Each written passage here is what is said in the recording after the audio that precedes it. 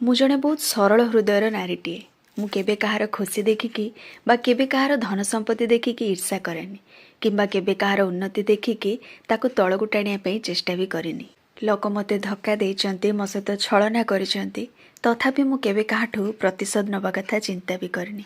କାହିଁକି ନା ମୁଁ ଭଗବାନଙ୍କୁ ବହୁତ ବିଶ୍ୱାସ କରେ, ଆଉ ମୁଁ ଜାଣିଛି ସେ ସମସ୍ତଙ୍କୁ ଦେଖୁଛନ୍ତି। ସମସ୍ତଙ୍କର କର୍ମଫଳ ସୁଧ ମୂଳ ସହ ଦିନେ ସମସ୍ତଙ୍କୁ ଫେରେଇବେ।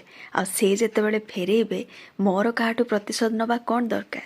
ହଁ, ଏଇଟା ସତ ଯେ ଯେତେବେଳେ କେହି ଜାଣି ଶୁଣିକି ମୋ ସହିତ କିଛି ଖରାପ କରନ୍ତି ବା ମୋତେ ଖରାପ ବ୍ୟବହାର ଦେଖାନ୍ତି, ମୁଁ ତାଙ୍କୁ କେବେ କ୍ଷମା କରିପାରେନି। ବାସ୍ ଏହି ହୃଦୟରୁ ସବୁଦିନ ପାଇଁ କାଢ଼ିଦିଏ। ଏ ଦୁନିଆକୁ ଆସିକି ମୁଁ ବହୁତ କିଛି ଶିଖିଲିଣି। କାହାର ପ୍ରଶଂସା ବା କାହାର ନିନ୍ଦା ମୋ ଉପରେ ଆଉ ଅଧିକ ପ୍ରଭାବ ପକାଇ ପାରୁନି। କାହିଁକିନା ମୁଁ ଜାଣିସାରିଲିଣି, ମୁଁ ସେଇ ପର୍ଯ୍ୟନ୍ତ ଲୋକଙ୍କୁ ଭଲ ଲାଗିବି ଯେ ପର୍ଯ୍ୟନ୍ତ ତାଙ୍କର ମତ ସହିତ ମୋ ମତ ମିଶୁଥିବ। ଯେଉଁଦିନ